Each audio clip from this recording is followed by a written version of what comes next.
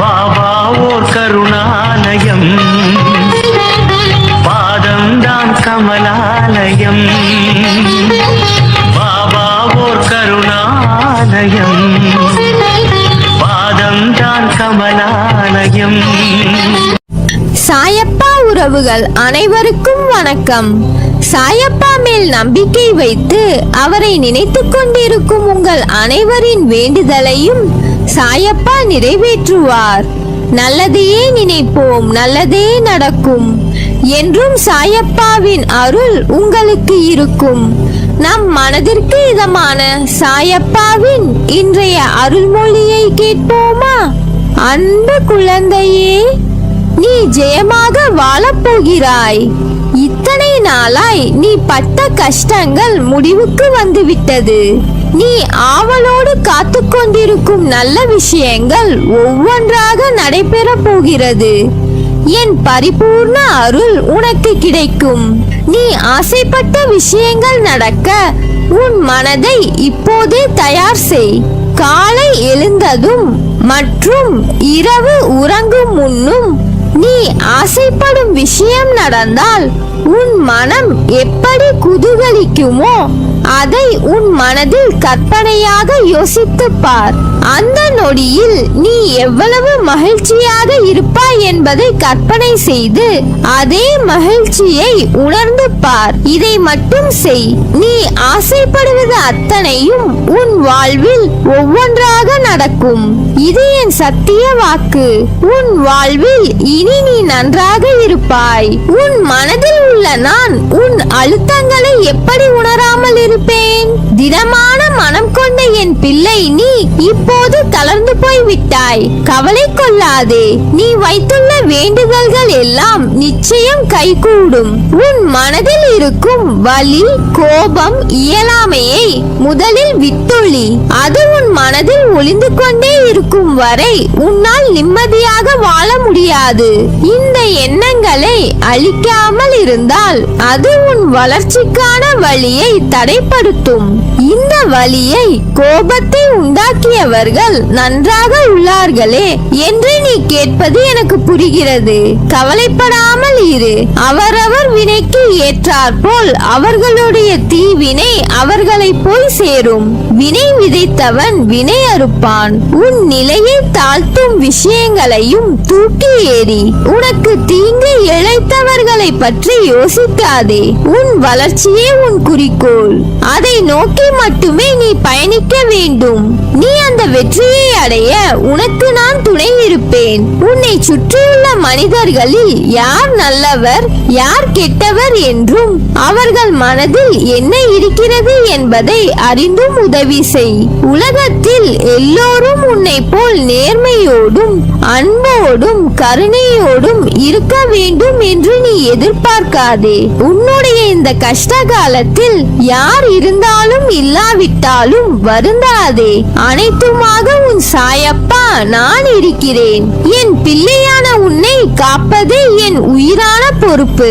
இந்த நிலை நிச்சயம் கூடிய விரைவில் மாறும். மாற்றுவேன். இந்த வாழ்க்கை அற்பமானது என்று எண்ணிவிடாதே. மிக மிக அரிதானது இந்த வாழ்க்கை. இந்த வாழ்க்கை பயணத்தை நாம் அர்த்தமுள்ளதாக்கிக் கொள்ள வேண்டும்.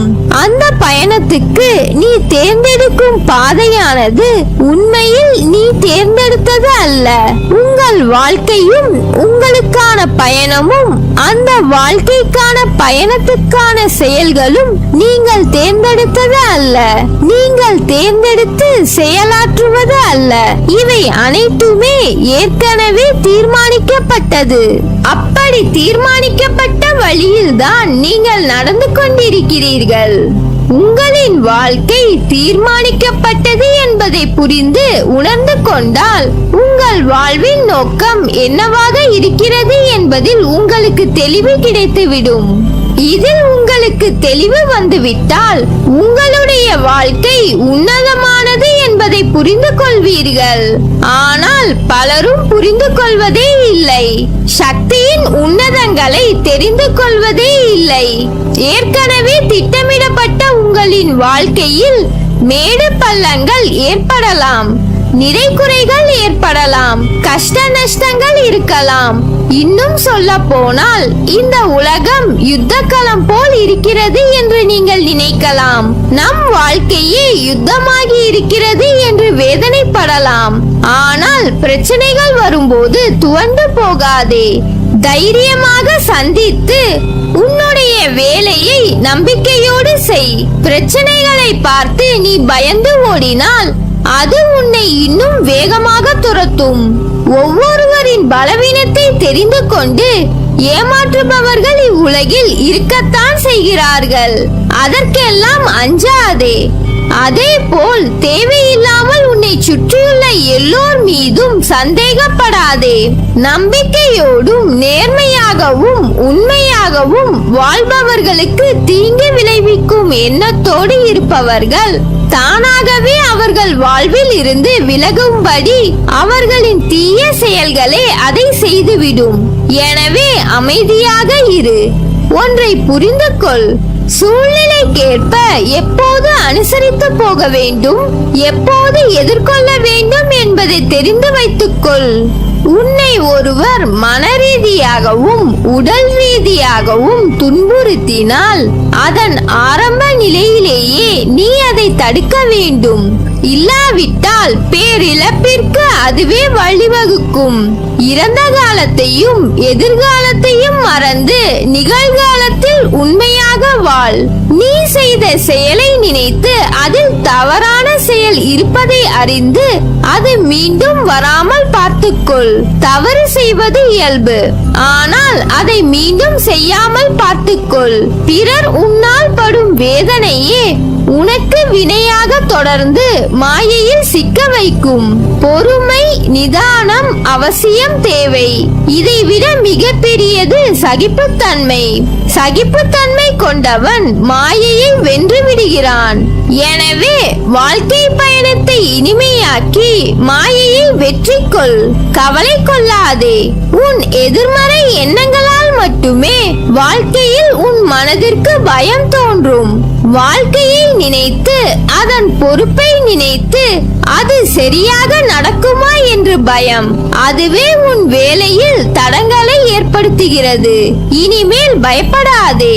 உன்னை தேடி வந்த வாய்ப்புகள் எல்லாம் உனக்கு நான் உன் சாயப்பா கொடுத்த வாய்ப்புகள். அதை நீ மனதார ஏற்றுக்கொள். நிச்சயம் அதில் நீ வெற்றி பெறுவாய். உனக்கான வாயிற்படியை நான் உனக்கு கொடுத்து விட்டேன். அதில் பயணிக்க நீ தயாராக இரு. உனக்கான பக்கபலமாய் உன் கைப்பிடித்து உனக்கான வாழ்க்கையை பிரகாசமாக்குவேன். இந்த நிலை கூடிய விரைவில் மாறும். நீ ஜெயமாக நல்ல ஆரோக்கியத்துடன் எல்லா செல்வ வளங்களையும் பெற்று மகிழ்ச்சியான வாழ்க்கையை பெறுவாய். கவலையே படாதீர்கள். உங்களையும் உங்களின் வாழ்க்கையையும் என்னிடம் ஒப்படைத்து விடுங்கள். உங்கள் வாழ்க்கை பயணத்தில் ஏற்படுகின்ற எல்லா கவலைகளையும் நான் எடுத்துக்கொள்கிறேன். உங்கள் பயணத்தை நான் இலகுவாக்கி தருகிறேன். எதற்கும் அஞ்சாதே. உன்னோடும் உன் குடும்பத்தோடும் என்றும் உன் சாயப்பா இருக்கிறேன். உன் வாழ்வில் இனி நீ நன்றாக இருப்பாய். நல்லதே நடக்கும். நீ என் பரிபூர்ண அருளும் ஆசிர்வாதமும் அன்பும் பெற்ற என் செல்ல பிள்ளை.